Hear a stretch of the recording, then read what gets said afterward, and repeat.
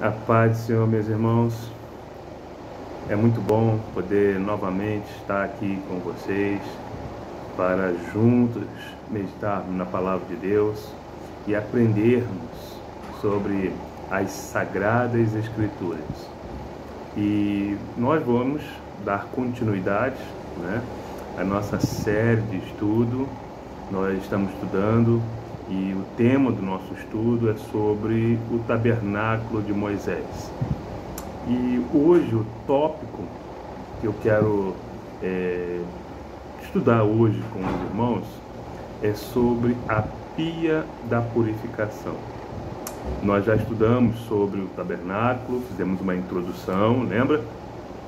Depois falamos sobre o átrio, aquelas cortinas que cercam o tabernáculo, que faz ali um quintal, as portas que dá acesso ao átrio.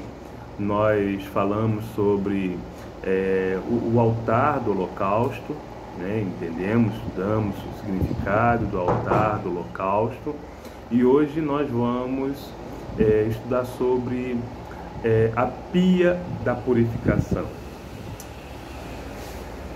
Um detalhe que eu quero já de antemão então compartilhar com os irmãos é que, como já foi dito, o átrio é como se fosse um quintal,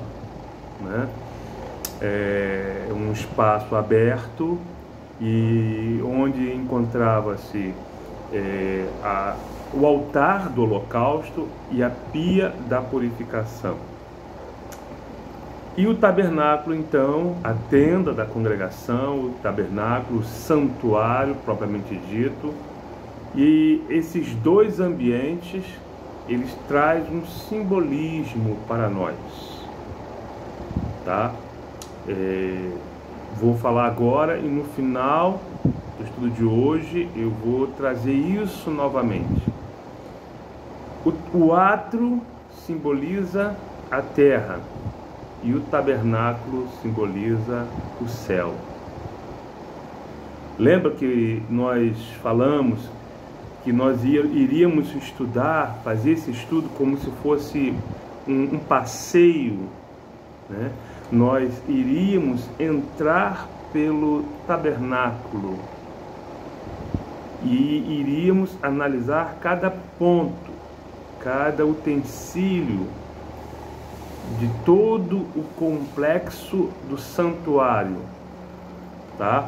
Nós falamos sobre as cortinas que cercam o átrio, falamos também da porta de acesso a esse ambiente a céu aberto, que é o átrio, e nós entramos então por este ambiente, e assim que nós adentramos pela porta, a primeira mobília que nós nos deparamos, que nós encontramos, e eu quero te convidar a você usar a imaginação, tá? Imagine você entrando pelas portas do átrio, e aí você então se depara com o altar do holocausto. E aí no altar do holocausto você então vai se encontrar com a pia da purificação, ok? Então esse é o nosso passeio. Já entramos pelo átrio, já analisamos, visualizamos com os olhos da imaginação, os olhos da fé, o altar do holocausto, e aprendemos o simbolismo que ele tem para nós, que ele aponta para Jesus, para o sacrifício de Jesus, mas também ele aponta para nós. Nós, como nós já vimos isso, que as Sagradas Escrituras requerem de nós também sacrifícios, tá? O sacrifício de abrir mão da nossa vontade, de negar nós mesmos, sacrifícios. E agora nós nos deparamos com a pia da purificação. E hoje nós vamos estudar sobre isso, sobre a pia da purificação. Para isso, eu te convido a você abrir a sua Bíblia, lá no livro de Êxodo, no livro de Êxodo, nós vamos ler 2 textos que falam sobre a pia. O primeiro texto será em Êxodo, no capítulo 30, aí você abre a sua Bíblia, em Êxodo, capítulo 30, ok? Êxodo 30, nós vamos ler do verso 17 ao verso 21, ok? Achou aí a sua Bíblia? Êxodo, capítulo 30, verso 17 ao 21. E diz assim a palavra do Senhor, para mim e para você. E falou o Senhor a Moisés, dizendo: farás também uma pia de cobre, com a sua base de cobre, para lavar, e a porás entre a tenda da congregação e o altar do holocausto, e deitarás água nela. E Arão e seus filhos nela lavarão as suas mãos e seus pés. Quando entrarem na tenda da congregação, lavar-se-ão com água, para que não morram, ou quando se achegarem ao altar para ministrar, para acender a oferta queimada ao Senhor.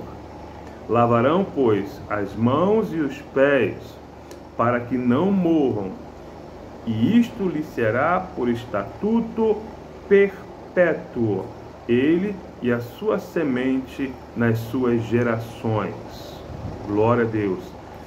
Eu quero ressaltar aqui esse detalhe, essa observação no verso 21, tá? Lá no finalzinho do verso 21, tá? E isto lhe será por estatuto perpétuo, ou seja, para sempre. Ok? Nós vamos ver isso aqui.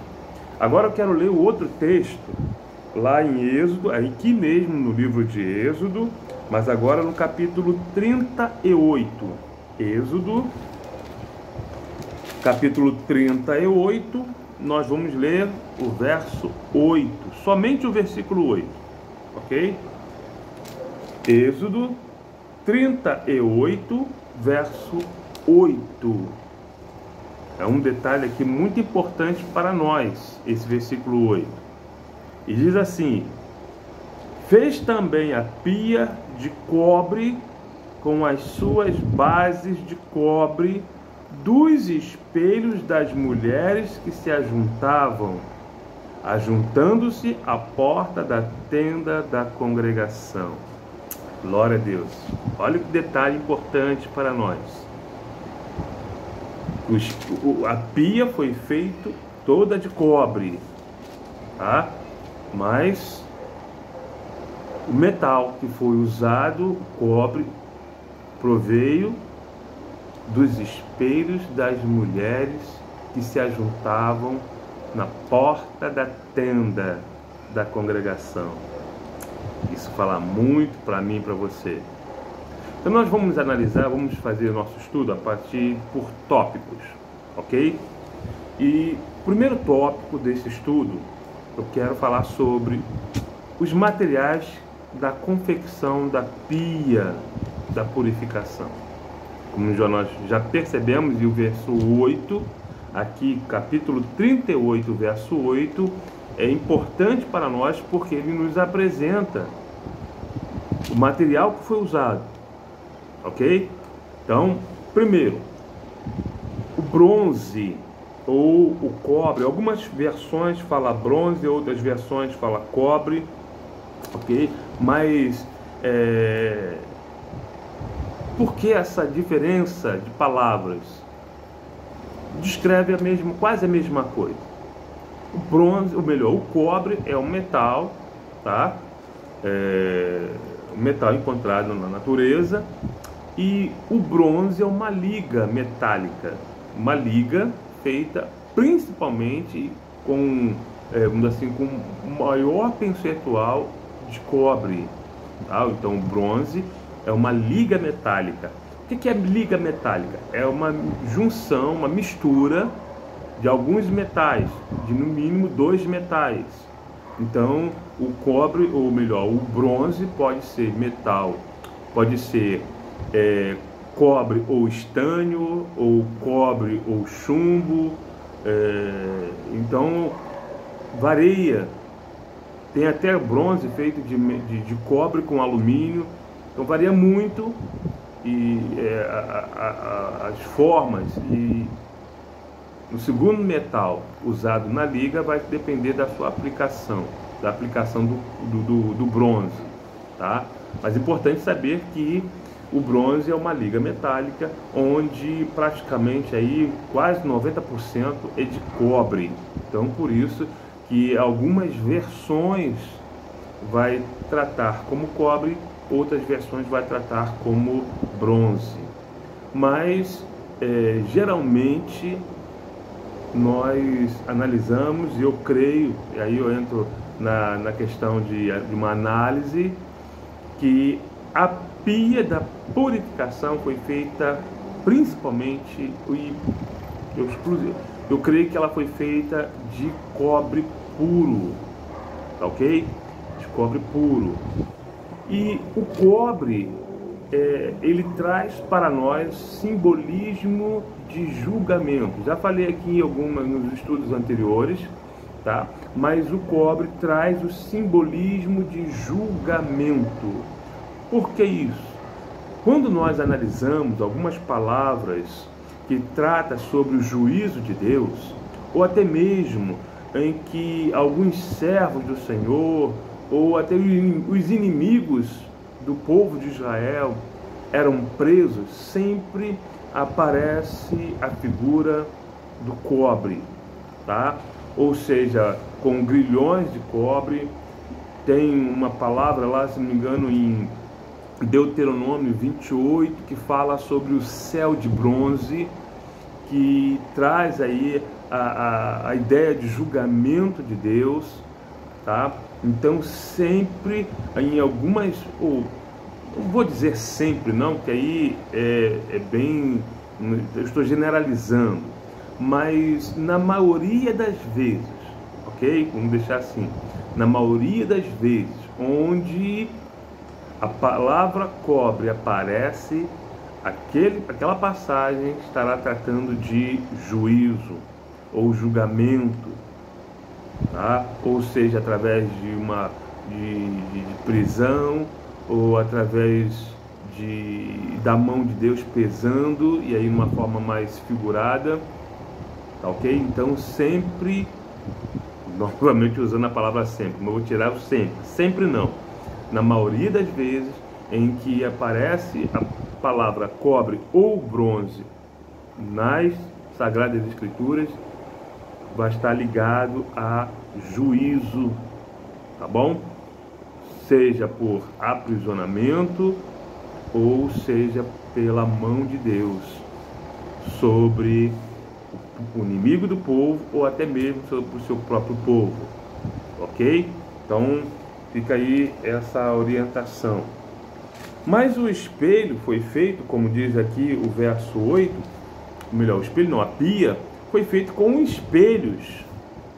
Como assim espelho? Tá? É importante nós salientarmos, tá? Trazer esse esclarecimento, que os espelhos que nós usamos hoje são espelhos de vidro. Naquela época não existia vidro, tá? O vidro é algo mais recente, tá? O vidro é algo aí que não tem nem 500 anos de existência, no caso de espelho. Mas naquela época os espelhos eram feitos de cobre polido, e era um polimento muito, assim, um alto grau de polimento, e era tão polido que refletia. O metal, ele brilhava e refletia. Claro que não era um reflexo tão nítido como os espelhos de hoje, mas já possibilitava as pessoas se enxergarem. E um detalhe, que quem diz, pelo menos está escrito aqui na nossa Bíblia, né? Que os espelhos eram das mulheres. Já naquela época, já existia a vaidade feminina, né? De se olhar no espelho, de se arrumar. Por isso que eu quero abrir um parênteses aqui, que eu não vejo, né, assim, eu não vejo porquê, tá? Essas restrições que se fazem hoje com relação à vaidade feminina. Claro que todo o exagero, não só para a vaidade feminina, até para a vaidade masculina, todos os exageros não faz bem. Mas é importante, porque quando a mulher se arruma, ela está fazendo a manutenção não só da estética, mas da autoestima. Quando a mulher se arruma, ela está se arrumando primeiro para ela mesma. E tem que ser assim, tá? A mulher tem que se manter a sua autoestima. E o espelho é um instrumento da manutenção da autoestima da mulher, tá? Até hoje, a mulher não vive sem espelho, seja no quarto, na penteadeira, ou até mesmo dentro das suas bolsas, sempre vai ter um espelhinho para poder se arrumar, ajeitar o cabelo, passar o batom. É importante, faz parte dos utensílios da mulher, né? Uma bolsa feminina não pode faltar um espelho. Naquela época já existia essa questão da vaidade feminina, tá? Mas um detalhe que eu quero trazer aqui é a junção tanto do espelho como do cobre. Se o espelho serve para refletir a nossa imagem e o cobre traz a ideia de julgamento, então aqui eu posso trazer para o nosso entendimento a seguinte interpretação, que nós devemos nos autoavaliar. Então a pia da purificação nos leva a olhar para mim mesmo, né? A pia da purificação me leva, pelo menos os metais, os materiais usados na confecção da pia apontam para um autojulgamento, né? E aí eu quero ler pelo menos duas passagens que falam sobre isso, onde a Bíblia nos exorta a olharmos para nós mesmos e nos avaliarmos e fazer o julgamento de nós mesmos. Nós somos nossos próprios juízes. E o primeiro texto que eu quero compartilhar com os irmãos dentro dessa temática é um texto que você já conhece, porque geralmente nós fazemos menção desse texto sempre quando nos assentamos para a Santa Ceia do Senhor, tá? Então você abre a sua Bíblia lá em 1 Coríntios, capítulo 11, tá? 1 Coríntios, capítulo 11. Olha só o que o texto diz para mim e para você. Vê se não é isso que a Bíblia requer de mim, de você. 1 Coríntios, capítulo 11, verso 20, capítulo 11, verso 31 e 32. Olha só o que diz. 1 Coríntios, capítulo 11, verso 31 e 32 diz assim: portanto, quer comais, quer bebais, ou façais qualquer outra coisa, fazei tudo para a glória de Deus. Peraí que eu estou lendo o capítulo errado, calma aí, eu estou lendo o capítulo 10. É capítulo 11, 11, 20, capítulo 11, 31 e 32. Agora sim. Estava lendo lá no capítulo 10, mas 11, 31 e 32. Porque se nós, olha só o verso 31, porque se nós nos julgássemos a nós mesmos, não seríamos julgados. Mas quando somos julgados, somos repreendidos pelo Senhor para não sermos condenados com o mundo. Olha que o apóstolo Paulo, então, escrevendo à igreja de Corinto, e é nós. Olha a exortação. Se nós nos julgássemos a nós mesmos, não seríamos julgados. Ou seja, se eu me avalio, quando eu me julgo, não há necessidade de que outro me julgue. Não há. Mas se eu não faço esse auto-julgamento, então há quem faça. E ele fará. Como justo juiz, ele fará. Não com parcialidade, mas será imparcial. E o seu julgamento é justo, e o seu julgamento é perfeito. Então, meus irmãos, a pia da purificação aponta para nós, para mim, para você. Entende isso? Mas ela não aponta somente para mim e para você.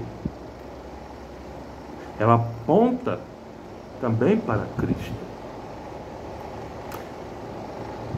Ela aponta para Cristo. Mas, antes de falar do simbolismo que ela tem de Jesus Cristo, eu quero falar sobre a água contida na pia. A pia era uma bacia grande de cobre, com uma base, uma coluna como base, e dentro então dessa bacia grande era depositado água. E água,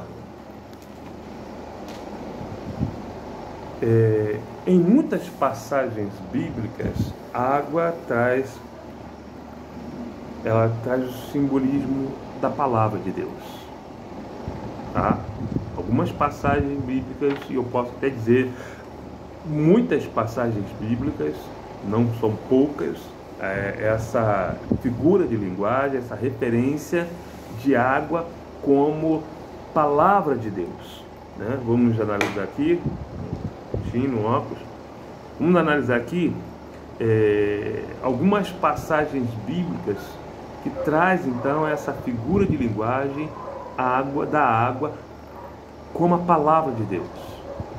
Então a primeira passagem que eu quero aqui apontar, se você puder ir anotando, eu anotei aqui algumas passagens bíblicas, mas eu não vou ler todas, tá? Mas você pode anotar aí, para que você então verifique. Então você pode anotar Ezequiel, capítulo 47, do verso de 1 ao 12. Ezequiel 47, de 1 ao 12, que fala das torrentes das águas purificadoras. Então, olha o título, e é esse título que vai estar lá acima do texto: a torrente das águas purificadoras. Então a gente vê que a água, e aí em Ezequiel essa água sai do altar de Deus para purificar. Outra passagem, e essa eu quero ler com você, que é no Evangelho de João, no capítulo 15, quando Jesus então narra a parábola da videira verdadeira. Antes de Jesus narrar essa passagem, essa parábola, ele então traz essa seguinte informação para mim e para você. 1 João, capítulo 15, verso 3. Tá? Aqui o ventilador está batendo aqui, então está levantando a folha, porque está calor. João 15, verso 3, diz assim: vós já estáis limpo pela palavra que vos tenho falado. Então a palavra de Deus nos limpa. Jesus deixa bem claro para os discípulos: vós já estáis limpo pela palavra que vos tenho falado. Agora eu quero ir lá para o capítulo 8 do Evangelho de João. Vamos lá, vamos voltar aqui um pouquinho a página. No capítulo 8 não, deixa eu ver aqui, conferindo aqui. Não é o 8 não, capítulo 13. João 13, do verso 8, João, capítulo 13, do verso 8 ao 10. E o texto aqui de João 13 fala então de um momento após Jesus, junto com os discípulos, terem ministrado a Santa Ceia. Eles comeram a ceia, que era a Páscoa para eles. E logo após essa refeição, Jesus então toma uma bacia de água, se cinge com uma toalha e começa a lavar os pés dos discípulos. E olha só o verso 8. No verso 8, disse-lhe Pedro: nunca me lavarás os pés. Respondeu-lhe Jesus: se eu te não lavar, não tens parte comigo.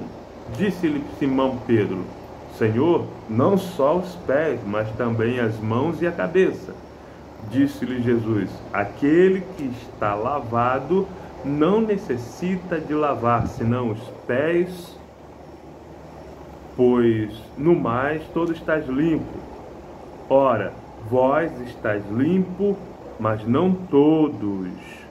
Então, Jesus deixa bem claro que se não formos lavados por Ele, não temos parte com Ele. Lembra? Em João 15, ele deixou bem claro: vós já estáis limpo pela palavra que vos tenho falado. No entanto, se eu não deixar que Ele me lave pela palavra, não tenho parte com Ele. E aí eu quero também ler Efésios capítulo 5, para completar essa linha de raciocínio. Efésios capítulo 5, vou abrir aqui, verso 25 ao 27. Efésios capítulo 5, do 25 ao 27. O texto aqui fala então do relacionamento entre o marido e a mulher. O apóstolo Paulo usa então essa analogia do relacionamento entre o marido e a mulher como o relacionamento entre Cristo e a igreja. Então faz uma analogia. E olha só o que ele diz a partir do verso 25. Vós maridos, amai vossa mulher, como também Cristo amou a igreja e a si mesmo se entregou por ela, para a santificar, purificando-a com a lavagem da água pela palavra. Tá? Deixa eu ajeitar aqui. Vou ler de novo. Tá? Vou ler mais uma vez aqui para você analisar comigo. Preste atenção, isso é importante. Esse versículo aqui é chave para mim e para você. vós maridos, amai vossa mulher, como também Cristo amou a igreja e a si mesmo se entregou por ela, para a santificar, purificando-a com a lavagem da água pela palavra, para apresentar a si mesmo igreja gloriosa, sem mácula, nem ruga, nem coisas semelhantes, mas santa e irrepreensível. Então você notou bem? A lavagem da água pela palavra. Então a água simboliza a purificação através da palavra. E eu preciso ser lavado, eu preciso deixar que Jesus me lave, eu preciso me lavar, eu preciso me avaliar, porque as Sagradas Escrituras me purificam de todo pecado, me santifica. Então, entenda o simbolismo da pia da purificação, tá? Terceiro tópico que eu quero aqui tratar com você, meu irmão, minha irmã. Terceiro tópico é sobre o posicionamento da pia. Lembra que nós, no nosso passeio, nós entramos,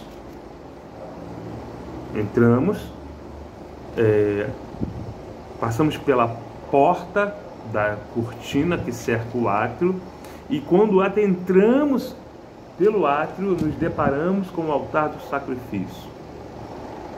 Logo após o altar do sacrifício vem a pia da purificação, que é objeto de estudo desta noite. Depois da pia da purificação vem a tenda da congregação, o tabernáculo propriamente dito.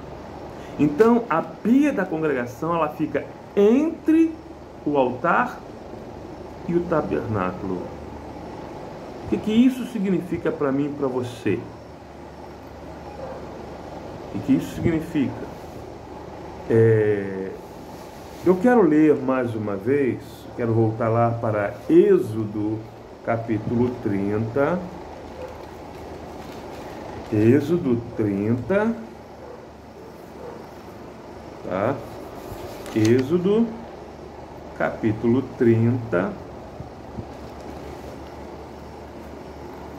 E eu quero ler dois versículos, o verso 19 e 20. Êxodo 30, 19 e 20 diz assim: E Arão e seus filhos nela lavarão suas mãos, seus pés. Quando entrarem na tenda da congregação, lavar-se-ão com água, para que não morram, ou quando se achegarem ao altar para ministrar, para acender a oferta queimada ao Senhor. Veja bem, antes de entrar na tenda da congregação, tinha que lavar os pés e as mãos. Antes de acender o altar do holocausto, para ali queimar a oferta ao Senhor, tinha que lavar os pés e as mãos. O que significa isso? A purificação da pia denota, nos traz então a interpretação de santidade. Eu não posso ministrar ou servir ao Senhor sem antes ser purificado, ser santificado. Lembra que no início eu falei que tabernáculo, o átrio simboliza a terra, o tabernáculo, o céu. Então, para que da terra eu possa adentrar no céu, eu preciso de santidade. Lembra, vocês conhecem esse texto? Hebreus capítulo 12, verso 14. O que diz para mim e para você? Vamos ver aqui, eu quero conferir com você. Hebreus, capítulo 12, verso 14. O que diz? Segui a paz com todos e a santificação, sem a qual ninguém verá o Senhor. Veja bem, essa segunda parte aqui, sem a qual, se refere à santificação. Porque se fosse fazer menção das duas coisas, então, pela gramática, sem as quais. Mas essa oração aqui da frase diz respeito apenas à santificação. Claro que devemos seguir a paz. A Bíblia é bem enfática nisso. No que depender de nós, ter de paz com todos. Mas acesso ao céu é pela santificação. E quem nos santifica é a palavra de Deus. É a água dentro da pia. Eu preciso me santificar para entrar para o céu. Sem santificação não tem céu. Isso é taxativo. Ok? Santidade diante do Senhor. Santidade. Se o tabernáculo representa o céu, a pia então vem para nos exortar e nos confrontar, para que possamos buscar a santificação. Se o tabernáculo representa o